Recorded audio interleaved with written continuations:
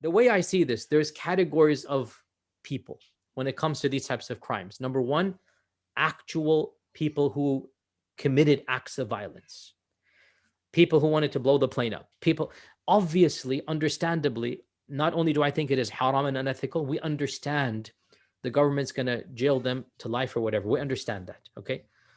Category two were those who themselves did not commit violence, but who financially supported or passed out the materials. And pre 9/11, that probably wouldn't have been a crime, or at max a misdemeanor or minor felony, okay? But post 9/11, those types of people were basically given 15 years or maybe even life, okay?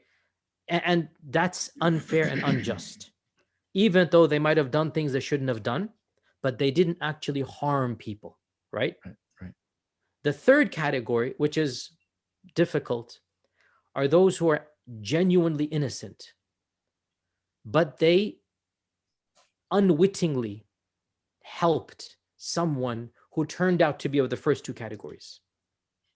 And some of your friends I know are also in this, and I know people as well in this third category, where they didn't know, and a Muslim brother needs some help, and they give him that help. And because the government is so paranoid, they're going to get thrown to jail as a material support, right? Yeah. And this irritates all of us because, and I've said this to, government officials whenever I get the chance, is like, you can't target 3 and 4 or else you're going to make it difficult for us to help you in anything. And then the fourth is the worst of all, and that is the setups.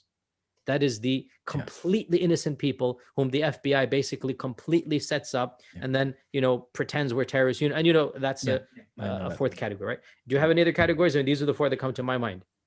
I'm sure given enough time, we can get more nuanced. I think that's sufficient detail, inshallah. So my point is that our sympathies for categories 3 and 4 should not cause us to forget there is a category 1.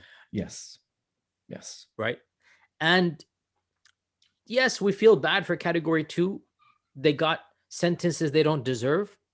But in the end of the day, in this ultra paranoid world that we're living in, it's like, it is what it is, and we should learn what wisdom is. We should learn what, how to speak the truth in a manner that is the most effective. And I hope, inshallah, that we can learn from those with wisdom that are actually speaking the truth. And again, in this lecture, I've said multiple times, the real cause of terrorism is the instability and chaos that we ourselves have created. But فيا ذلي ويا خجلي إذا ما قال لي ربي أما استحييته تعصيني ولا تخشى من العتب وتخفي الذنب عن خلقي وتأبى في الهوى قربي فتب مما جنيت عسى تعود إلى رضا الرب تعود إلى رضا الرب